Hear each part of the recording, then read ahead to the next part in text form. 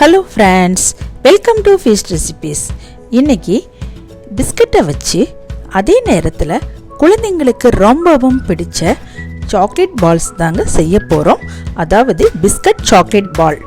இது சாப்பிட்றதுக்கு ரொம்பவும் சாஃப்டாக இருக்குங்க, ரொம்பவும் டேஸ்டியாகவும் இருக்கும்.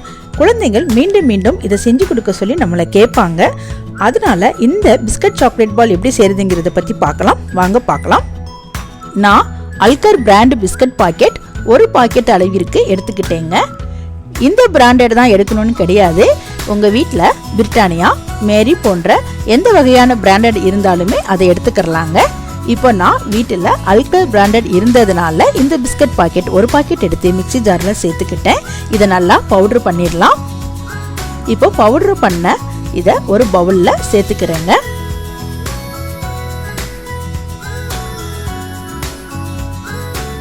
இப்போ இந்த பிஸ்கட் பவுடரோட நான் கொக்கோ பவுடர் எடுத்துக்கிட்டேன். இது 2 ஸ்பூன் அளவிற்கு இது கூட நான் சேர்த்துக்கிறேன்.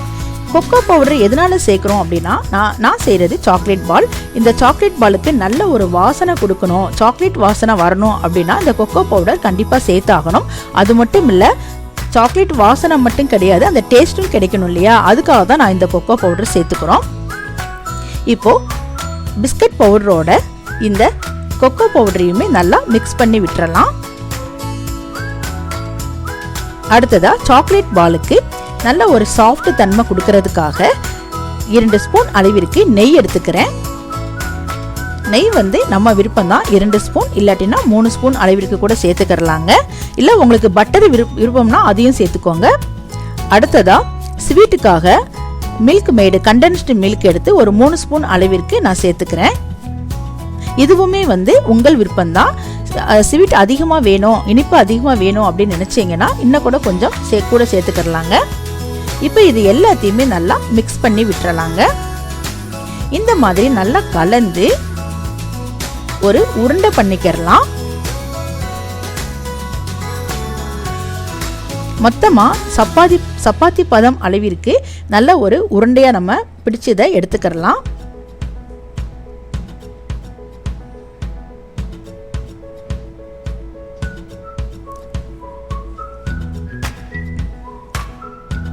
இந்த மாதிரி உருண்டை பண்ணியாச்சு. இப்போ பாருங்க, அந்த கண்டென்ஸ்டு மில்க்கும் நெய்யும் சேர்த்து நம்ம அதில் மிக்ஸ் பண்ணி கலந்ததுனால நல்லா சைனிங்காக இருக்குது. இந்த பவுலில் கொஞ்சம் கூட ஒட்டவே இல்லை. இந்த மாதிரி நம்ம உருட்டி நல்லா எடுத்துக்கிட்டாச்சு.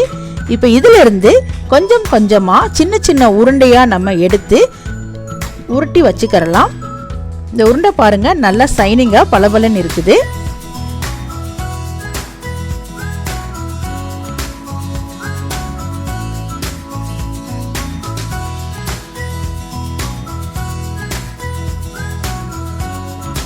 இதே மாதிரி அடுத்தும் சின்ன சின்ன உருண்டைகளாக செஞ்சு நான் எடுத்துக்கிறேன்.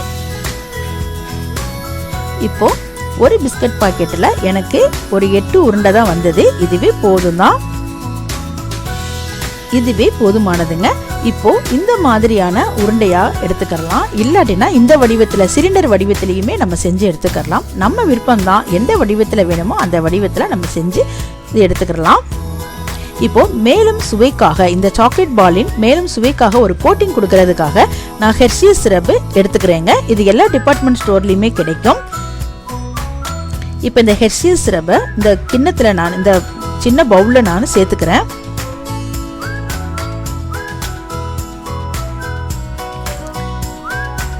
ஹெர்ஷீஸ் சிரப் தான் சேர்க்கணும்னு கிடையாது. வீட்டில் டார்க் சாக்லேட் இருந்தால் கூட டார்க் சாக்லேட்டை மெல்ட் செஞ்சு இந்த மாதிரி சாக்லேட் பாலை நம்ம டிப் பண்ணி எடுத்துக்கிறலாங்க.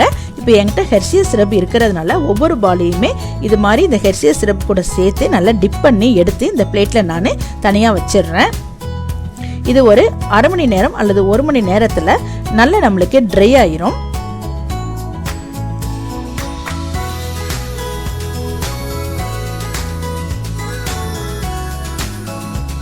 இதே மாதிரி எல்லா உருண்டையுமே செஞ்சு எடுத்துக்கிட்டாச்சு.